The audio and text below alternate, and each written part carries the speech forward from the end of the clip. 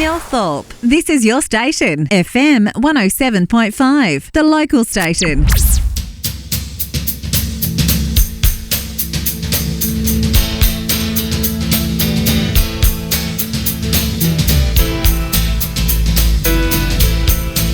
Oh, folks, here we are again, Glenn Munro's Studio G Blues Club, and for the next 2 hours we will continue with part 3 of the life and music of great Australian drummer Mark Kennedy.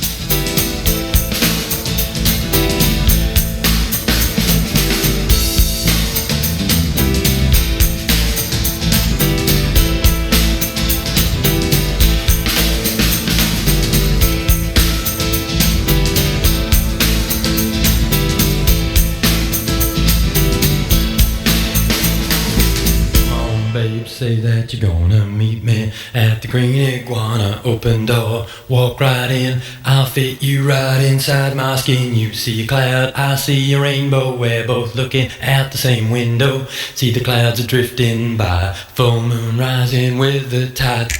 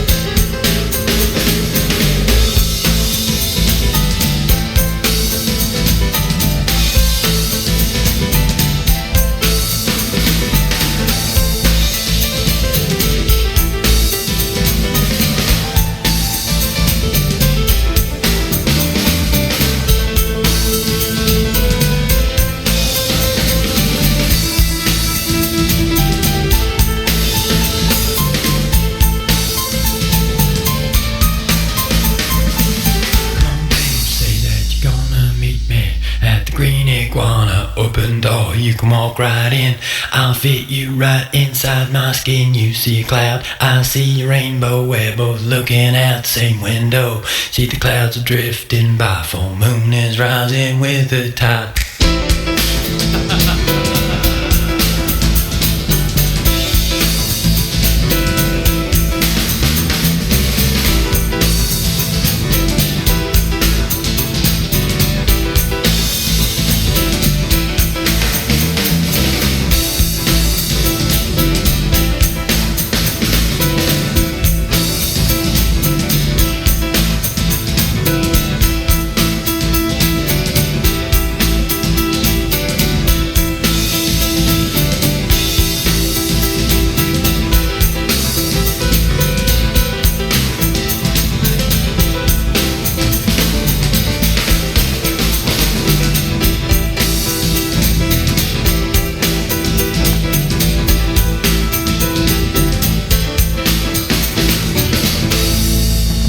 Thanks once again, Damo, and doors are open, folks. Studio G is open for business. Your name should be on the door. First drinks on the house, and there's a nice little seat right down the side there near that blue lamp just near the stage. But we're going to push aside our usual blues program. We've been looking at the life and music of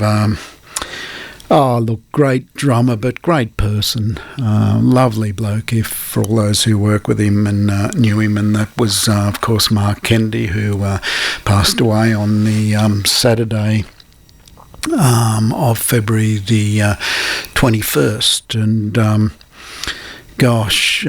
we've gone over his huge body of work the last 2 weeks, and hopefully we'll get through the last of it tonight. But for most of it now, and we've got up to about 1975, I had never seen him play. I was 18 at the time. I was working in Surrey Hills as a trainee, and we used to have Double J on through the day, and I kept hearing this band, Ayers Rock, and spoke to a mate about it, and he said, oh yeah, they've got an album out, and they're playing this Sunday. at the Bondi Lifesaver. And I got the album, I think, on the Thursday or something like that. And on the Sunday, I planned to ask a girl out for the first time. I was going to go on Bondi Lifesaver, Ayers Rock, Sunday afternoon. What could be better? And look, the situation was out on a street, and I was just about to make my big approach, and one of the burly mates I had drives up on his motorbike. She gets on the back and drives off, and I stood there in the street and just thought, it was like the 90-pound weakling getting the sand kicked in the face and everything. And at that stage, I think I was about 8 stone and 18. I'd missed out on all the hormones and everything. And anyway, I decided I'm going to go anyway and go to the Bondi Lifesaver for the first time. Didn't know all the rumours, the wife swapper and all the drugs and everything else that went on at that place. I'm just this innocent little 18-year-old wanting to hear this band that I'd heard on the radio, and I had their album and I'd listened to it a couple of times. And gosh, I walked into this massive copper drum kit that most bands you went to see, the drum kit was at the back and the band all stood in front of the drummer and you couldn't really see.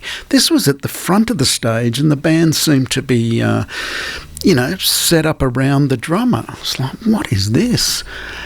And they come out and there's this guy smaller than me, skinnier than me, a bit shorter than me as well, but he looked like a kid.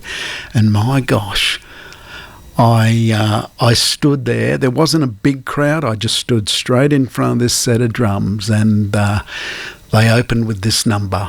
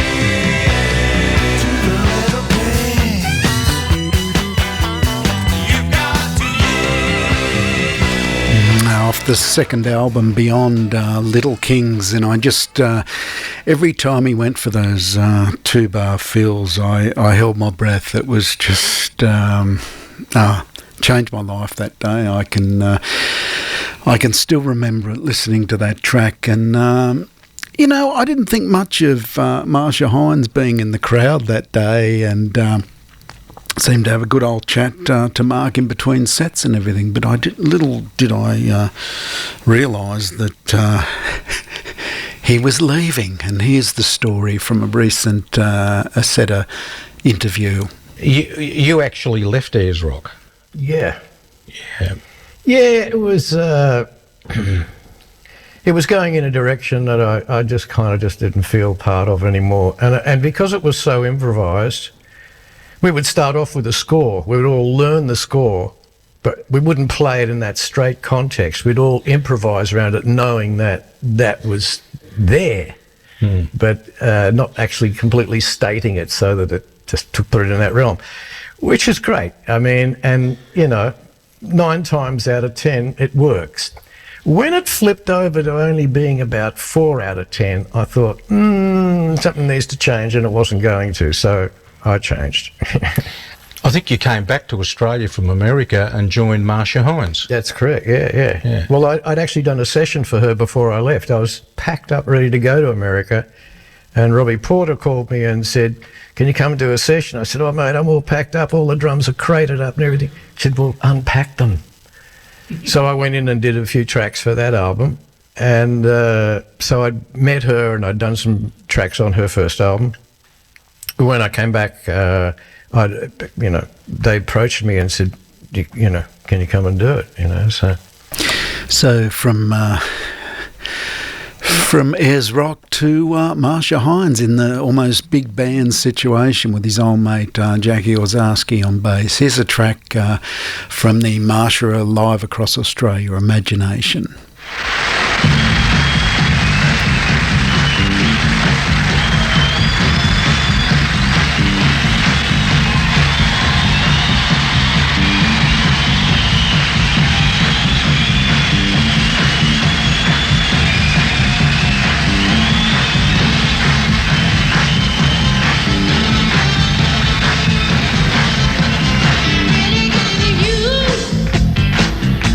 My imagination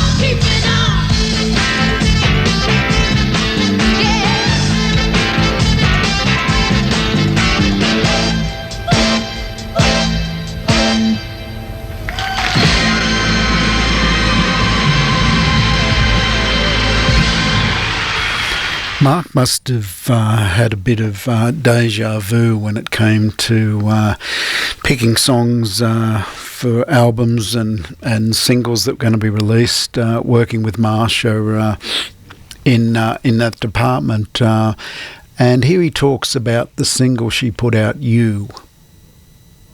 There is also a story about You and one of her biggest hits.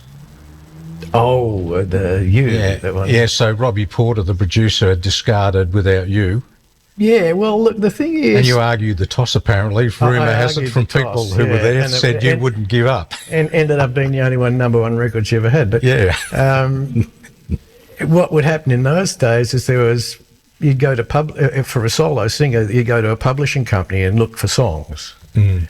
And he would come over from America with a whole bunch of stuff, Yeah.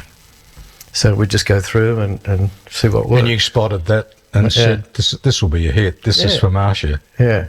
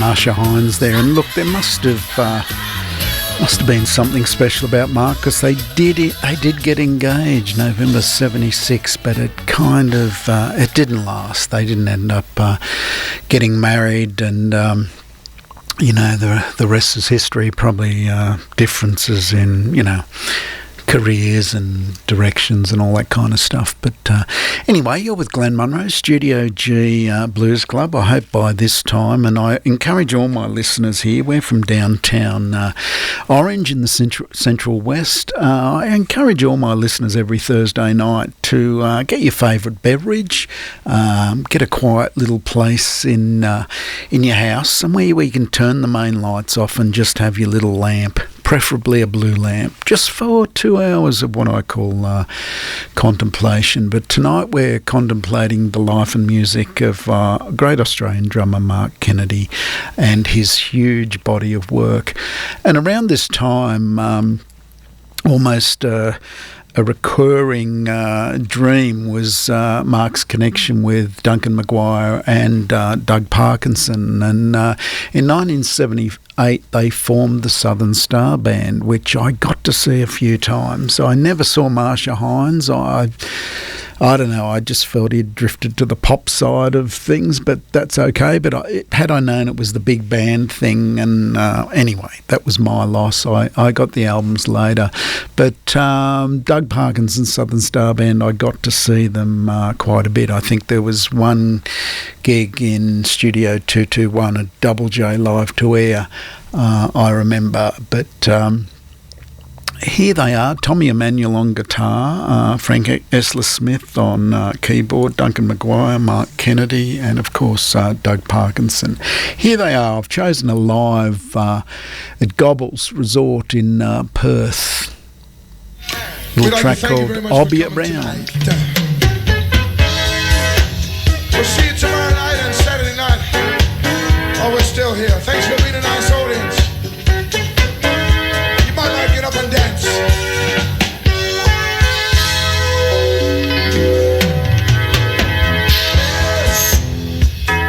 As I'm walking the road, love's last episode. There's nowhere to go,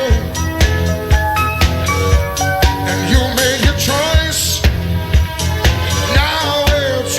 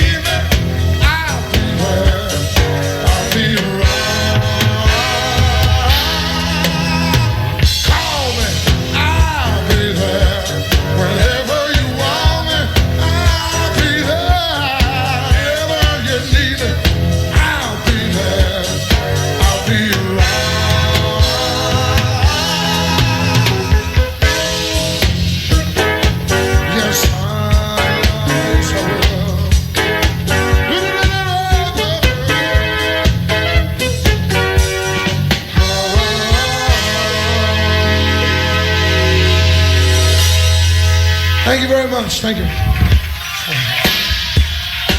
We do one more. Thank you. You're a wonderful audience. I don't care what they say. I think you're a terrific audience. We'd like to thank you and say good night on behalf of Tommy Manuel on guitar.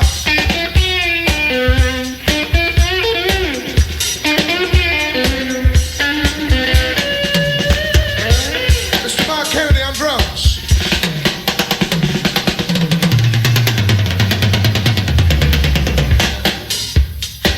Mr. Keith Kerwin on bass.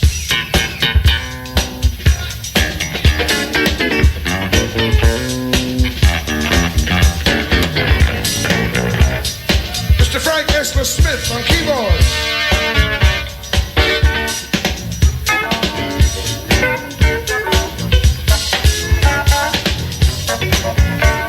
Arthur and Gray Gray on support. And myself. Thank you for having us at Goggles. We'll see you soon.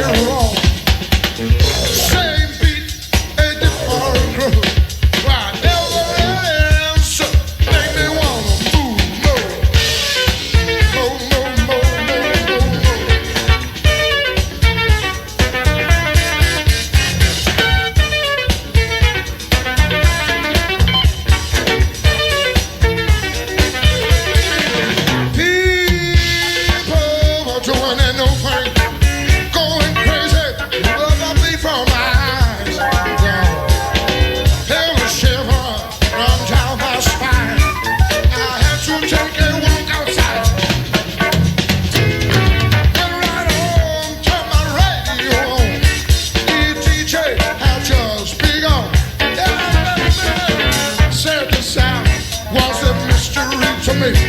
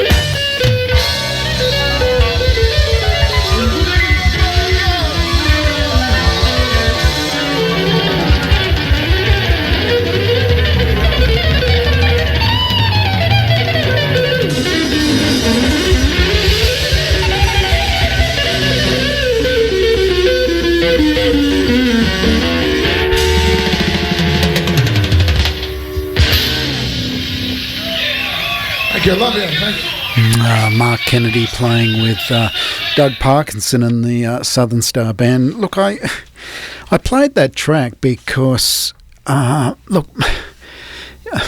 prowess is basically studio, but his live playing is just sensational. And anyone who's stood in the crowd, drummers, musicians alike, who stand there and watch him, and if you're asked what is he doing? What is he doing that separates him from everybody else? Yes, there's technique, but there's people with technique out there. I guess for me, it's like you're almost, as you're listening to the music, the next thing you feel needs to happen, or the most tasteful fill, or he does. It's almost like you're wanting it and it's happening, and that you're feeling it should go this way, and it does. But try and play it yourself. Like, try and play a track to anything he's doing, because the dynamics are going up and down. He's got he's kind of got little sections where he takes. Oh, he just takes enormous risks as far as, he'll leave off a couple of bars and come through with this crazy fill. It's just spot on the money. He never loses the one ever. And in a situation like that, where there's stops and there's introductions, and he does little introductions to the soloists, and it's just happening all the time. There's no shortcuts with him. And the feel is just so good. Look, I've felt it with a few other drummers, but none like that. When I know Mark Kennedy's playing in a band and you're in that live audience, you're going to feel it. You're going to feel it. But great he could play with his mates like that again, and particularly Duncan Maguire. And just after that, or probably around the same time, he played on a LP I have, Australian Guitar, and he played with Ian Miller with Duncan on bass, and I particularly loved the bass through the chorus and solos. But here's Ian Miller with Old Money Blues, Mark Kennedy on drums.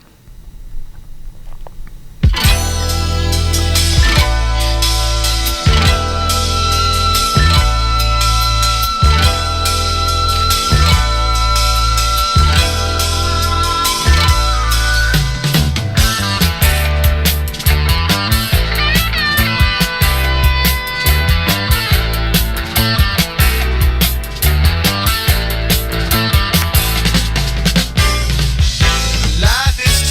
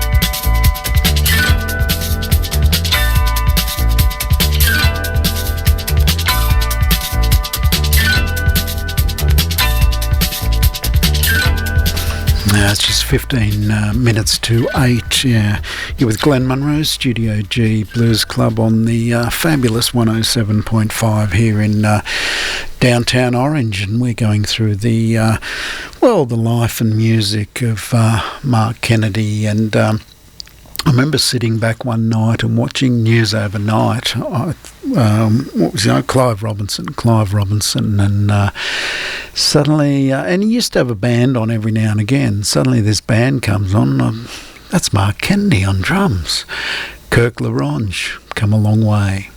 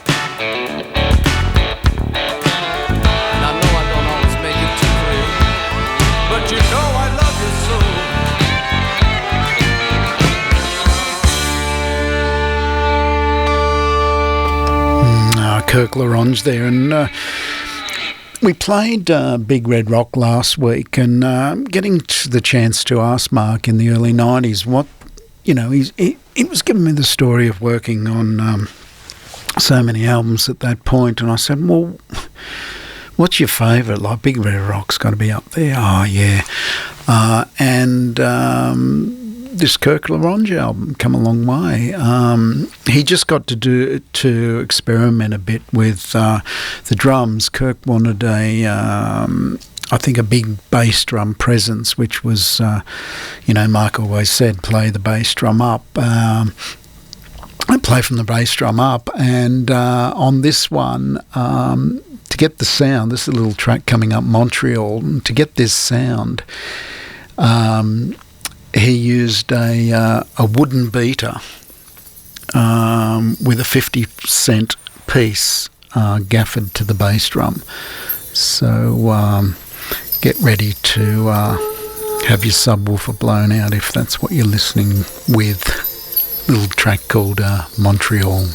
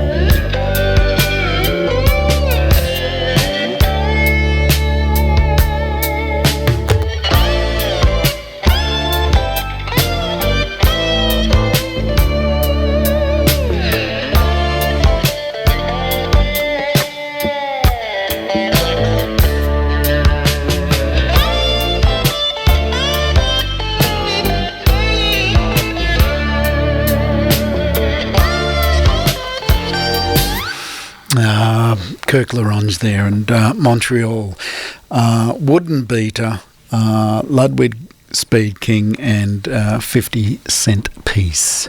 It's now 6.5 minutes to 8 o'clock. You're with Glenn Munro in Studio G, Blues Club 107.5 here in Orange. We're going through the life and music of Mark Kennedy. Now, in 1985, Mark got the opportunity to tour with Men at Work. Their drummer pulled out, so Mark went on the tour, and he also got to record on the Two Hearts album. So here's a track from that with Mark playing with Men at Work.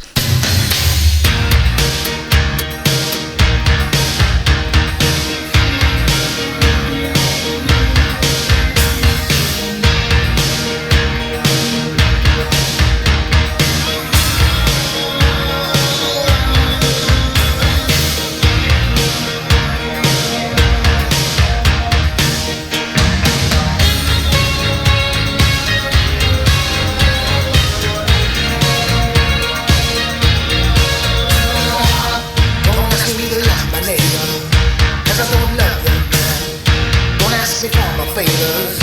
I won't let that. If I had real power, then I could disappear. Wouldn't have to be around you. I sink into the atmosphere. And here, your hard luck story. It's a hard luck story. Don't ask me to just wait for his underhand. I can tell he is a woman hater, and he is a nasty man. Within reach lies our desire for each and every soul. Strip bare and stretching higher, you fall into the last black hole. Tell your hard luck story. It's a hard luck story. Don't ask me to pray to Jesus. I've never met the man. I only meet wicked preachers, preachers of the promised land. All the new holy saviors, pretending to understand. Who do you think will save you? Won't they make a man? Such a hard luck story.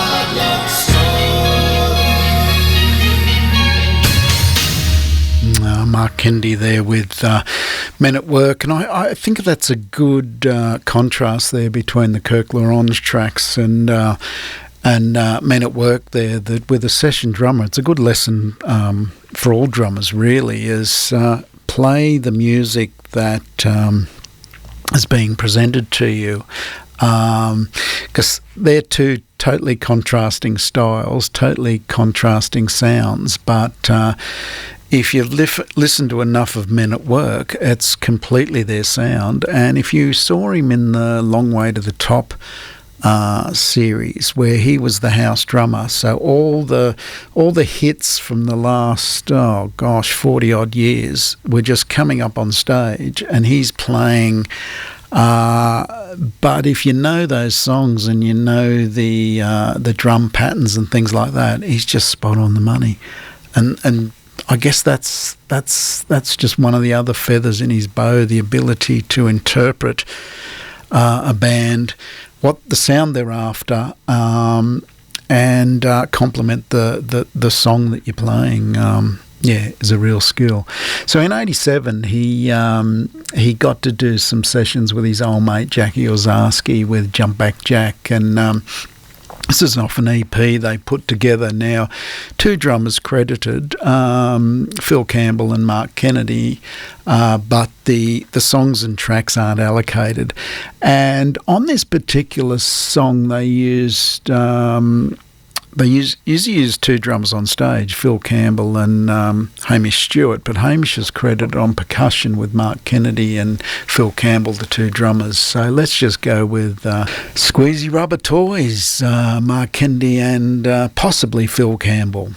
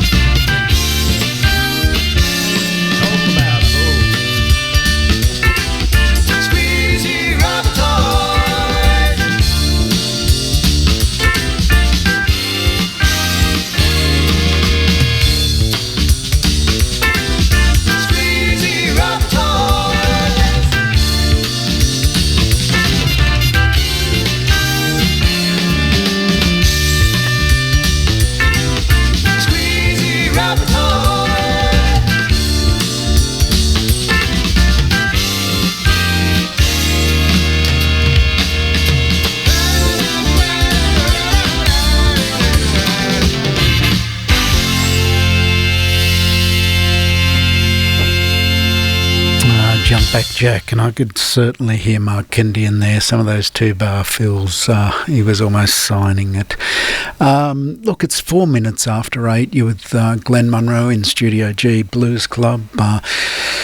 In the fabulous 107.5 here in downtown Orange, and we're going over the life and music of Mark Kennedy, and a bit of story time now, because up to this point I've been a fan from afar. I got to see him that day and many other times as a punter out in the crowd, and he inspired me that first day. I think as seeing this little bloke have such a huge impact on a room. You didn't have to be the big muscly guy. You didn't have to be the big surfy with all the chicks and the big He-Man. This guy just made his presence felt. And that to me was an inspiration, not to play the drums, funnily enough, but to get out there and do stuff and be somebody, you know, like be a person, learn your skills, do the best you can, all that kind of thing. And it wasn't until 1991, and I think I'm 35 at this stage, he's 5 years older than me, so he's around 40, I decided to learn the drums, which was quite ridiculous when you think about it. And I had a few lessons locally and thought, gosh, why don't I get Mark Kennedy to teach me? What am I mucking around with an 18-year-old kid trying to teach me? It was like ridiculous. So I rang all the drum shops in Sydney, and no, mate, no, he's not too good. I heard he's over at Hyde's, but yeah, no, he's on the skids sort of thing. And it's like, gosh, what's happened? So I ring Hyde's, and it was like, no, we're going to put him off, actually. He's coming in this afternoon at 4, but we're going to put him off. We've got Milan here and a few others. No, I said, I want Mark Kennedy. Oh, no, he's, you know, he's not doing too good, you know. And I didn't say anything. I just hung up. I thought, I'm going in. So I parked there at Commonwealth Avenue, drive in. I think I left work earlier, actually, to get there at 4. I was out at Penrith, and there he is walking up the street, and he's walking against a white wall, and it was that silhouette, the same as the photo on the back of the Beyond album. I thought, that's Mark Kennedy.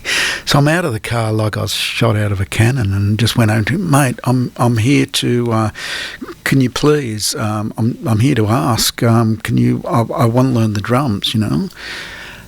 And he goes, oh, I think they're going to put me off. I go, well, I'm going to pay 3 months in advance. So they can't. So we go upstairs, go up to the counter, and, you know, the look on their faces, and I had the money out quicker than they could say no. And, yeah, we started quite a relationship, going good mates.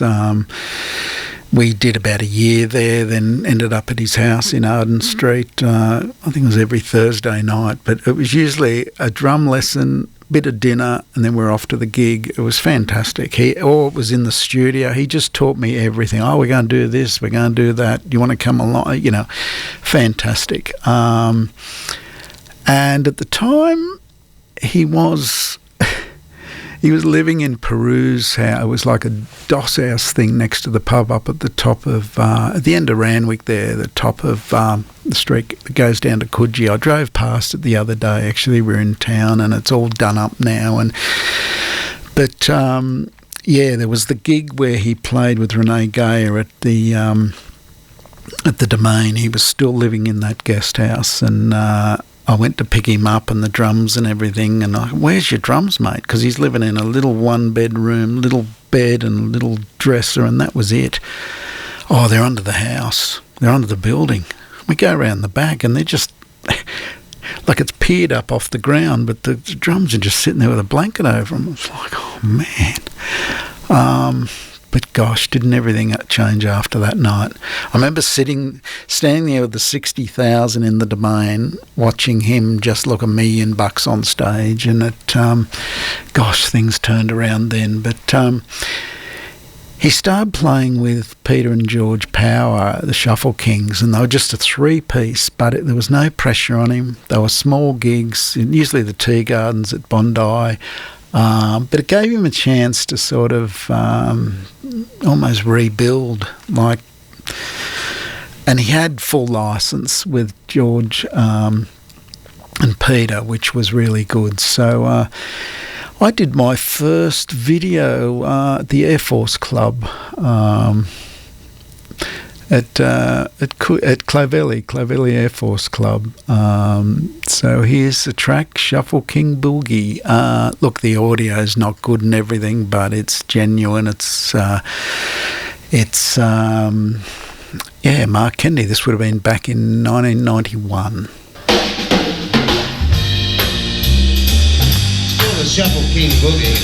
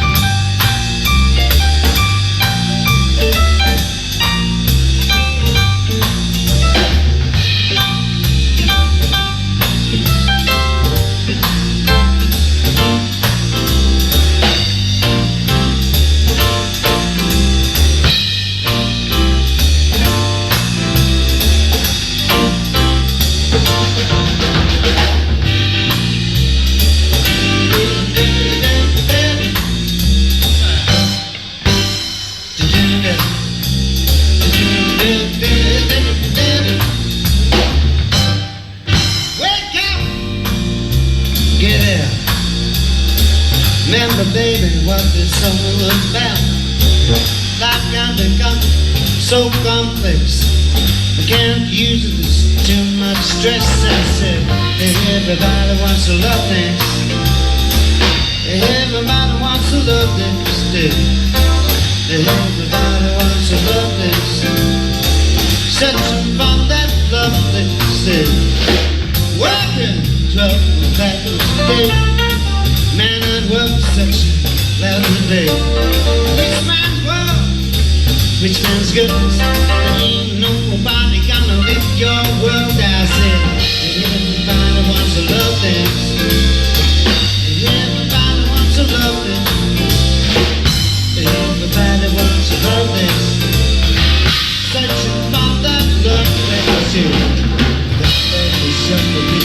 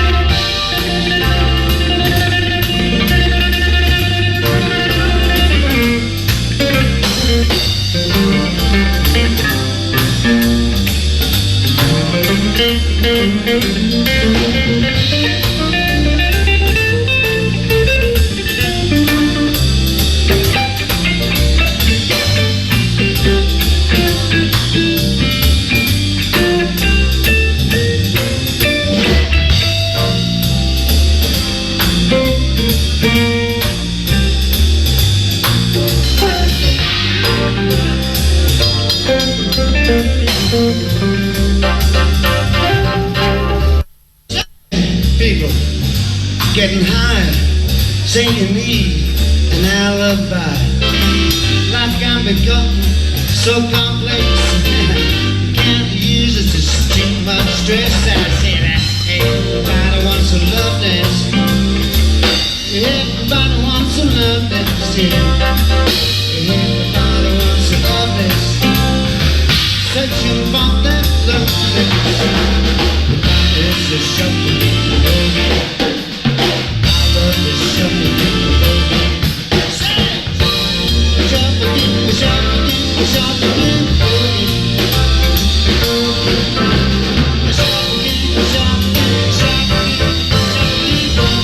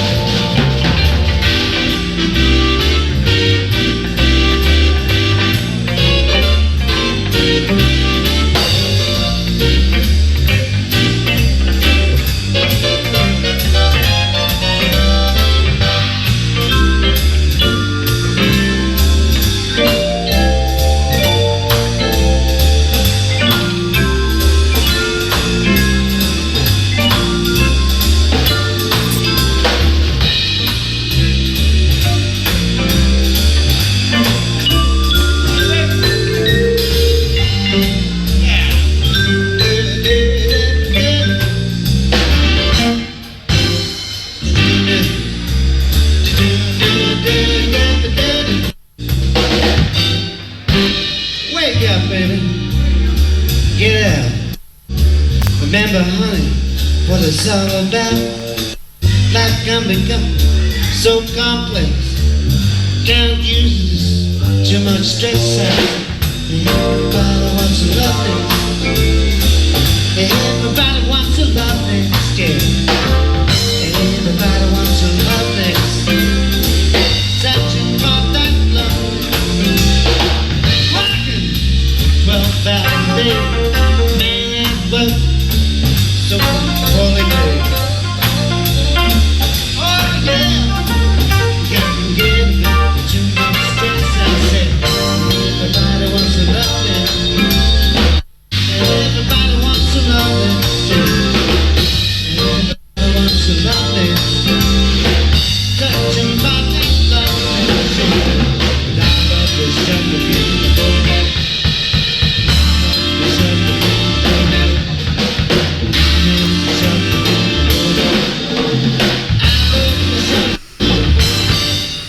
Apologies there for a lot of the dropouts. That was off a VHS tape, and I felt it was essential to play because there was a man down and out, and it was horrible to see, knowing the body of work, knowing the situations he'd been in, and it was down to these very small gigs in small places. A lot of audiences weren't all that appreciative. I remember there was one gig, we went out to the King's Head Tavern in South Hurstville, which I thought was a strange venue. Usually it was a lot of inner city gigs, but it was the only time I saw him do his nana. Someone kept yelling out, "Jimmy Barnes, play something we know," because they were trying to play a lot of originals with the Shuffle Kings, and he just lost it. He just told him what he thought of him and to get out of there. And it was like, you know, no one said anything in the break and on pack up and everything. No one said anything. Just wow.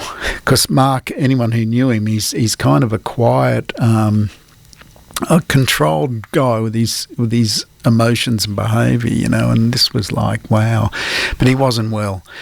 He was not well at this time, but I wanted you to hear in the playing that it's still Mark Kennedy. He's still putting everything into it. There was no just playing time. Where's my $150 that'll probably just go on rent and I'm out of here? You know, he was still trying to make it work, trying to make it sound good, and they got to play about a year later. Well, wait on, there was one drum lesson I went in for, and he said, "Oh, can we just have a beer and talk?" You know. And it was while it was still at Hyde's. We went down that little pub in Commonwealth Street on the corner there, and he said, "Oh, I've met this girl, Heidi.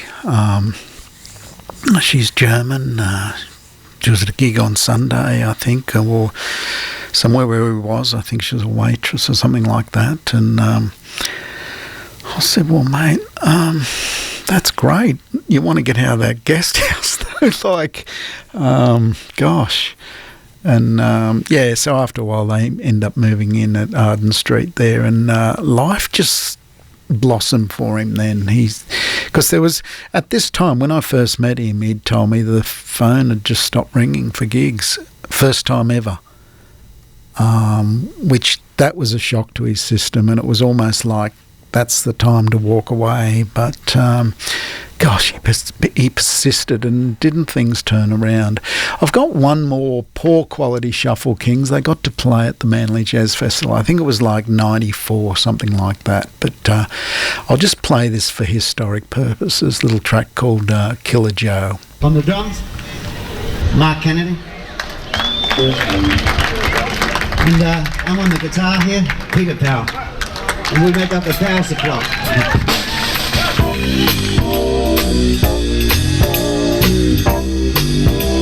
This is a dedication of a good friend of ours that sang before. His name's Joe Lane. It's called Killer Joe.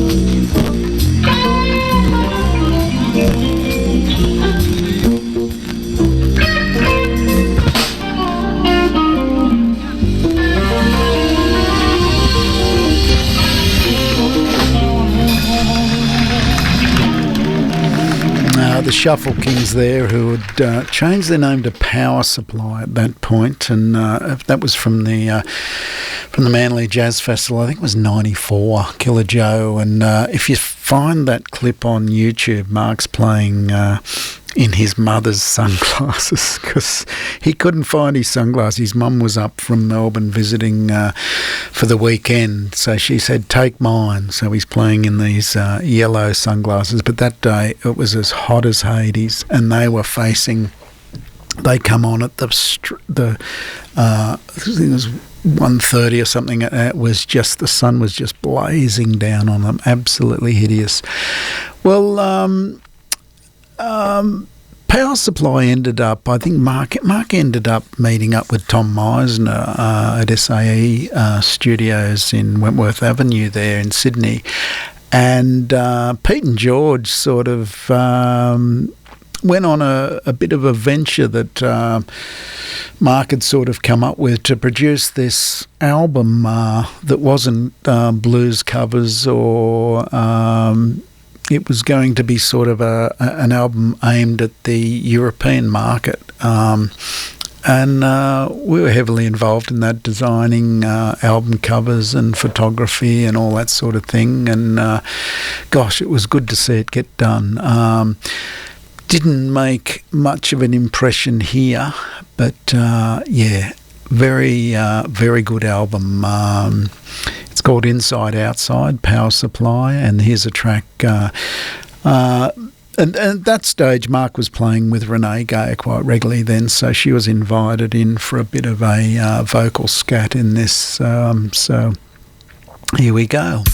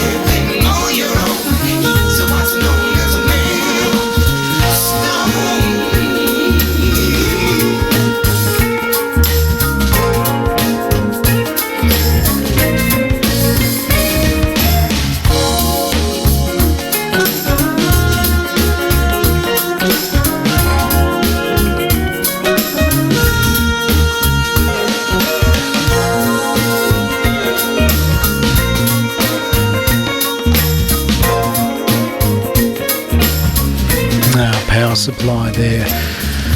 Man of Stone off the album Inside Outside, and I think this period of time gave Mark a huge boost in music production, because this album was made in '96, and Tom Meisner, who owns SAE Studios sort of worldwide, was giving Mark his. It was almost like he was. I was there for some of the mixing sessions, some of the recording sessions, and he was just almost telling Mark everything he knew, sort of thing. And this was when computerized editing was really starting to get going in studios and stuff like that. So it was a good time to jump in and learn. I think that that took Mark up a few levels in recording and music production and that sort of thing. And I was there one night, so we sort of had this symbiotic relationship where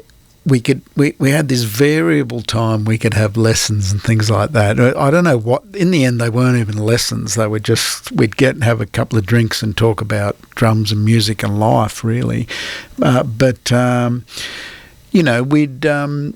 We went in the studio this night and he said, "Oh, come in, because we're going to do a percussion track, and we're going to run some, I think there was an empty office space about 2 floors above SAE Studios, and they'd run cables and microphones and all that stuff up the stairwell." And when I got up there, so I brought video gear, and my brother, I think, came in and did all the photography, and Mark had set up about, I think there was about between 20 and 30 different percussion instruments, and they were going to just record 30 odd tracks and then cut and paste and mix. But he had things like bass drums on their side with Rice, where we'd be just going, and anyway, we filmed the whole thing. And if you look at that Asita interview, the last one he did, right in the end credits is that footage from that night. I think I handed on to Johnny Annis, and he ended up editing it all. But yeah, that was that time, but I'll never forget it. And here's the track, Mixed Percussionate.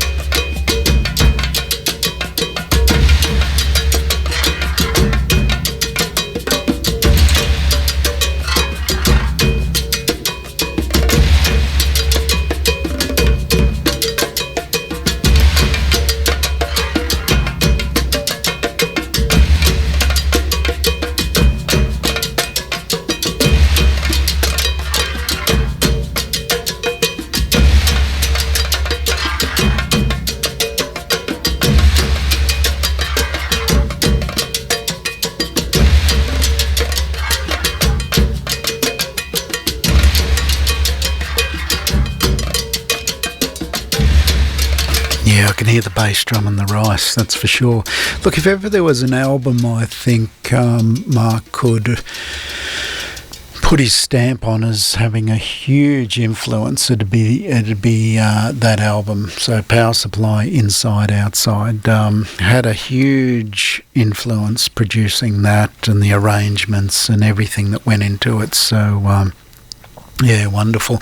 Now around that time he got suddenly the phone started ringing again, and he got a call from Glenn Shorrock and Brian Cadd, and they did the Blazing Salads thing, and I think I went on one of those corporate gigs. But here's a little track from their album. This is a track called De-Emphasize.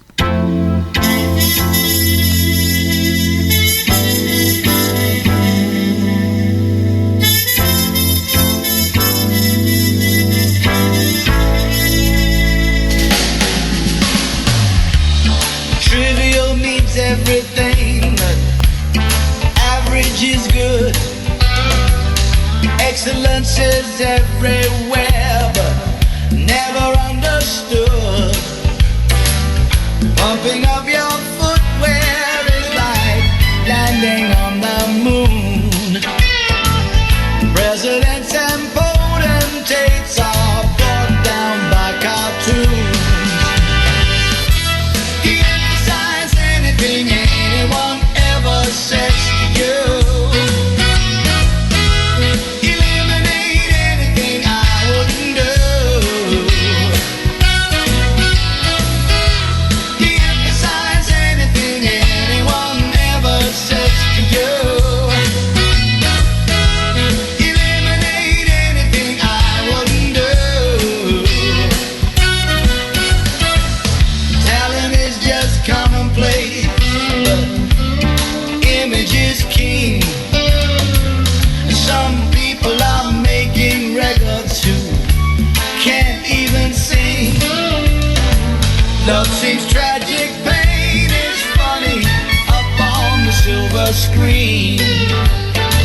But underneath that face is someone no one's ever seen. De-emphasize anything anyone ever says to you. Eliminate anything I wouldn't do. De-emphasize anything anyone ever says to you. Eliminate anything I wouldn't do.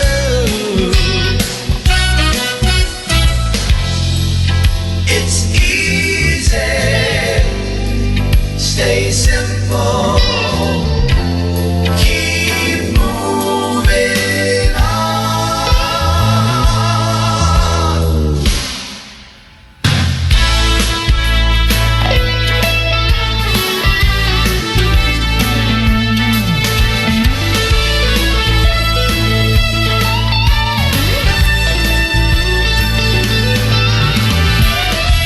De-emphasize anything anyone ever says to you. Eliminate anything I wouldn't do. De-emphasize anything anyone ever says to you. Eliminate anything I wouldn't do. De-emphasize anything anyone ever says to you. Eliminate It was just so wonderful to see that phone start ringing for him again, and seeing him go from rock bottom to back on top. And once again, great lessons in life from that guy. I tell you, good mentor, never give up, and there's always tomorrow. And he also got the call for the ABC series 7 Deadly Sins. Here's a track with Vicar and Linda Bull, maybe this time Mark Kennedy on drums.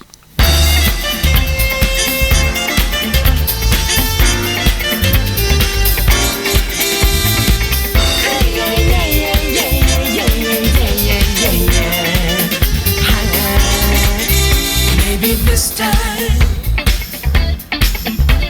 Maybe this time for sure. Maybe this time. Maybe this time for sure. Things are gonna work out different, not the way they did before. Maybe this time. I can break out of the circle, I can find another door. Maybe this time. This time I learned my lesson and I left the past behind. I'll stick with my intentions and I'll have no need to lie. I will not be tempted by the devil passing by. Maybe this time. Maybe this time for sure. Maybe this time.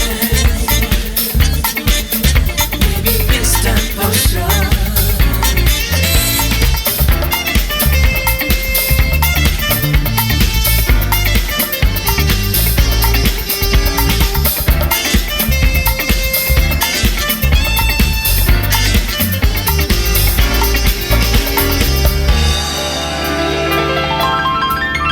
I can look into the mirror, I can stay up off the floor. Maybe this time.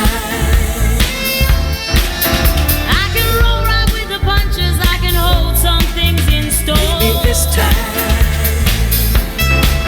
Every tongue will stop its chatter, yes, I'll make them eat their words. I won't fulfill their warnings, I will hold on to my nerve. I'll get every damn thing I This deserve. time. Maybe this time for sure. Maybe this time.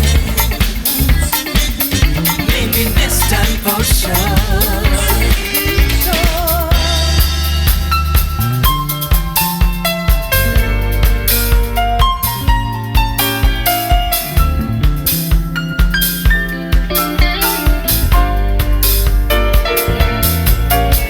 I won't get so distracted, I will hold on to the core. Maybe this time. I'll keep my eyes wide open, I'll know what I'm living for. Maybe this time. I won't stray from the beaten track, I'm gonna toe the line. And when I hear the voices call, I'll turn my back this time. I will not be tempted by the devil passing Maybe this by. time. Maybe this time for sure. Maybe this time. Maybe this time for sure. Maybe this time.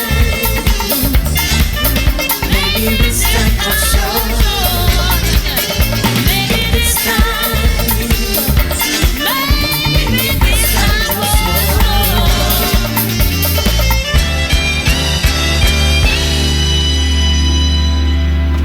Vicar and Linda there from the Seven Deadly Sins ABC series. Mark Kennedy there on drums. And look, I can't leave Renee out. I can't leave Renee out. So many memories, so many memories in the studio. One basement gig in particular, and after it, she had a few drinks when she came out and sitting around, and the usual conversation, and Mark sitting next to her, and she turns to everyone, "Why doesn't anyone love me?" Mark just looks away and lifts his eyes, and it was like no one said a word. But look, there you go. And look, he was back on top then. I'll play. She did an album in '99, Sweet Life, so and she asked Mark to play drums on that, so I'll play the opening track, Best of Times.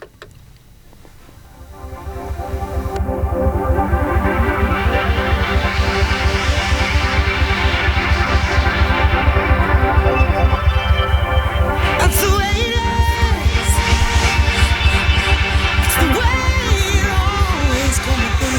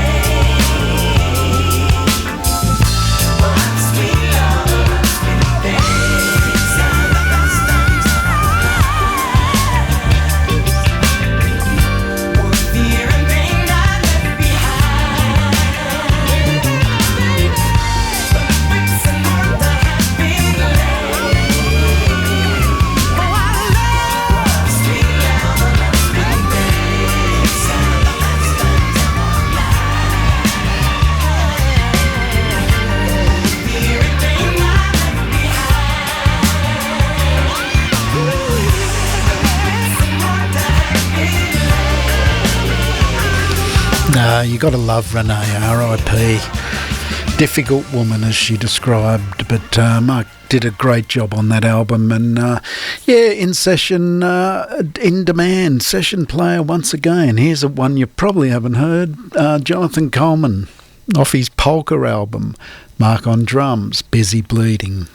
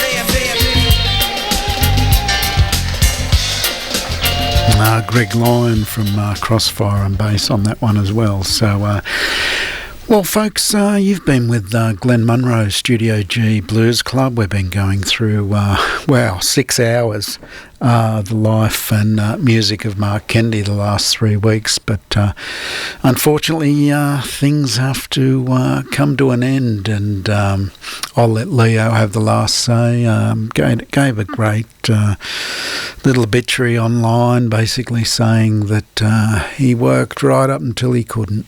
He wanted to keep that drum stool in Leo's band right up until the point where he no longer could. And my gosh, didn't he do a good job? And he loved playing with Leo the last, I think it's been like 21 years. My gosh. So to Doris and Jana, all the family, Dallas, Jai, Peyton, his granddaughter, gosh. What a great mentor, what a great musician all round and man all round. Anyone who knew him, he gave me that much time. it wasn't funny. And I saw him on his high, and I saw him down, and I saw him back on a high again, and he ended on a high. And I think we can all ask for no better. So goodbye, my old friend, and thanks for all those good times. Here's Leo.